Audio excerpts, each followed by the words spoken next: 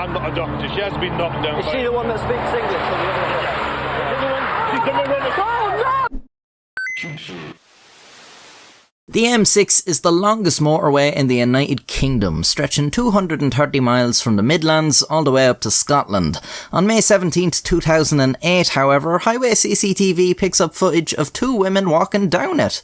Where are they going? Why are they on foot? Why are they walking straight out into traffic? One of the women was hit by a car, and the two are causing serious disruption to the traffic. Eventually, some highway traffic officers arrive at the scene to assess the situation, and it only gets stranger from here. The two women are identical twins, Sabina and Ursula Eriksson.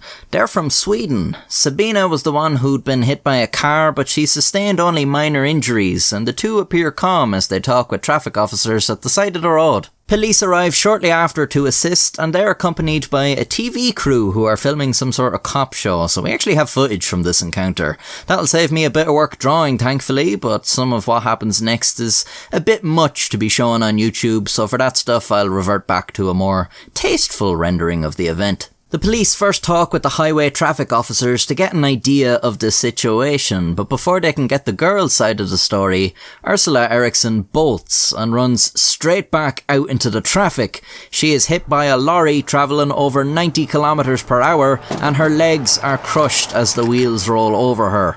For my friends across the pond, that means she was hit by a truck travelling over 50 miles per hour, and her legs were suitably yee-hawed, partner. I'm talking start the GoFundMe page now, brother. Not wanting to miss out on the fun, Sabina also ran out onto the road and was sent over the hood, partner, of a colliding car. Both women are now lying motionless on the motorway as police scramble to stop traffic and get help for the girls, though they're pretty sure they're both dead. When paramedics arrive, they find Ursula is in a surprisingly alive condition, although she is immobilized. Despite this, she seems to be in some sort of frenzy and resists treatment, scratching and spitting at responders. I could never have the patience to do a job like that. Oh, I'm trying to help you and you want to fight? Okay. Sabina had been knocked unconscious after getting hit by the car, but she was starting to come around. It appeared she was similarly crazed and was shouting things like, "They're gonna steal your organs." Amazingly, she managed to get up. An officer trying to calm her down and keep her still receives a punch for her efforts, and Sabina runs off across the motorway again. Seemingly possessing super strength, Sabina is able to resist arrest. Even after some bystanders come to assist, it is a struggle to carry her by each limb. She is extremely agitated and is screaming for help, seemingly misreading the situation. She is restrained, sedated, and put into the back of an ambulance. Ursula is airlifted to hospital. Sabina was released from hospital only 5 hours later, her injuries being much less serious than her sister's. From here she is put into police custody and bizarrely is calm and collected, as if the violent outburst had never happened.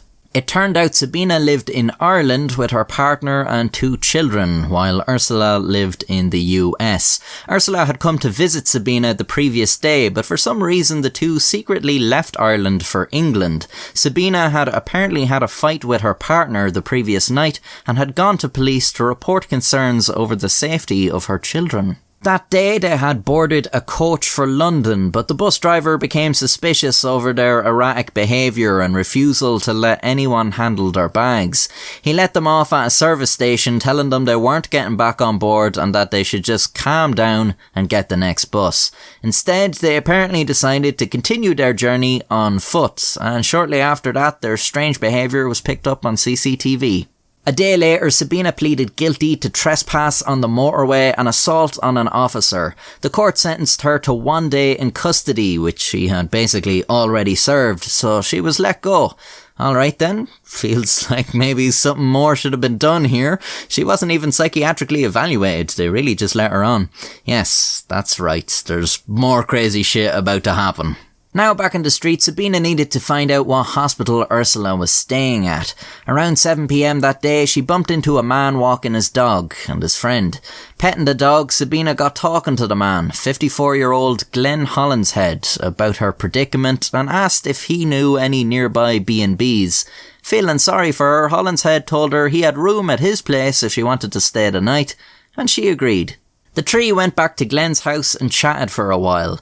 The two men noticed Sabina seemed almost paranoid, constantly peering out the window. At one point she offered them each a cigarette, but before they could light them she snatched them back, saying they could be poisoned.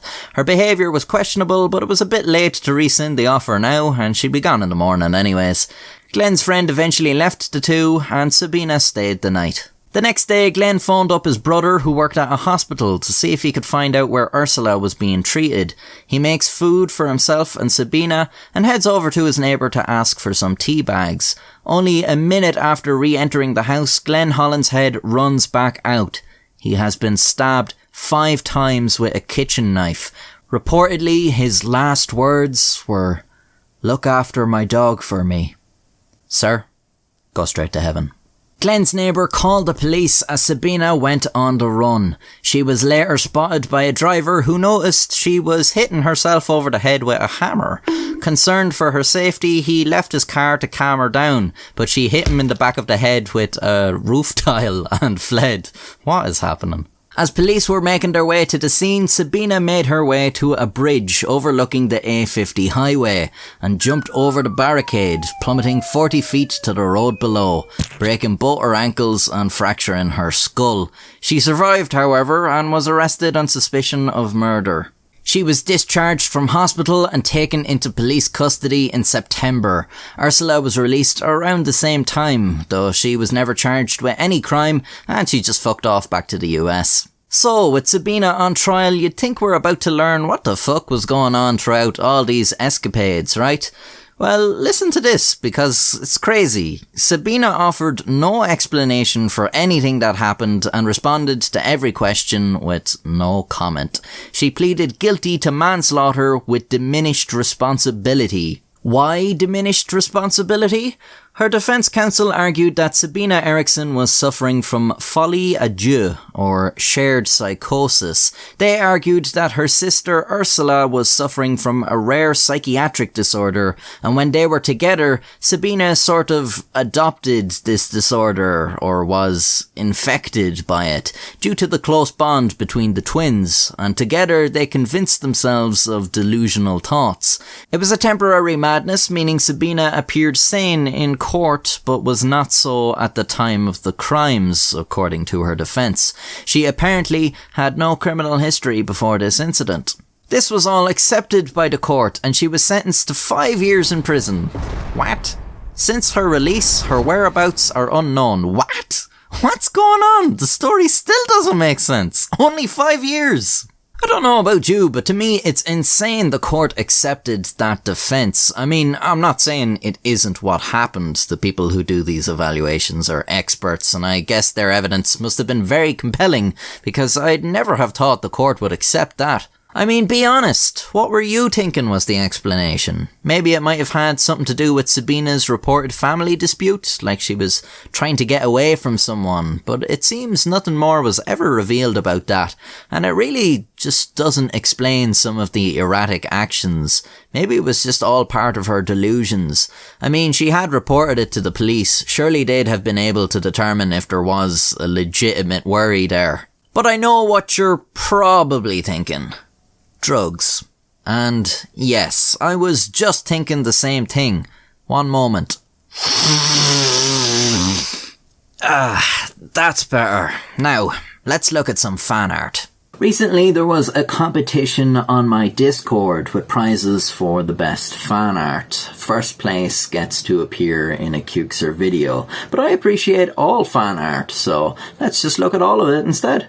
Here's a cute drawing of this person's favourite 3 Tales from the Bottle episodes. Looks like you're gonna have to make some room for this one, buddy. Here's a rendition of the Capitalist Radio from my video on the airline mass hijacking, if you squint your eyes. This is apparently a portrait of me. It's pretty realistic, except I look happy. Here's my campaign poster for my upcoming presidential run. This is like the Splinter Cell fella drawn in my style. The artist failed to elaborate any further. This guy drew my name, the Killdozer, and a fella with a gun. Then he got on a ladder for the optimal photo. He typed my name in Gary's mod. Here's a nice one for 500,000 subs. Not sure what the pentagram's about, but rock on, buddy. That's a nice fancy cue. Don't know if he did this all from scratch or used some assets or a template or something, but either way, it looks nice. Not too sure about that one. Maybe some sort of threat. This is the Republic of Syria. It's apparently a constitutional monarchy, which I think means I don't have any real power, which sickens me.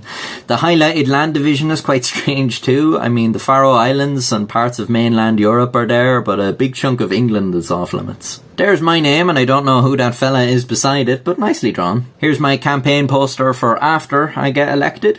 This is some Soviet artwork that's been repurposed for my channel. I like it. Didn't know what I was looking at the first time seeing it, but it's actually really cool. On the right is a cool trippy spray painting, and the left is what it looks like in the dark. He put in a secret image in glow-in-the-dark paint, and that's really cool.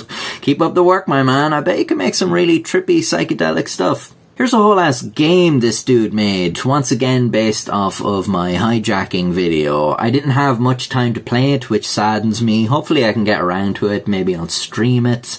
But in the meantime, I'll leave the link down below so other people can enjoy it. Just a heads up, it didn't seem to work in Chrome, at least not for me, so you might need to open it up in a different browser.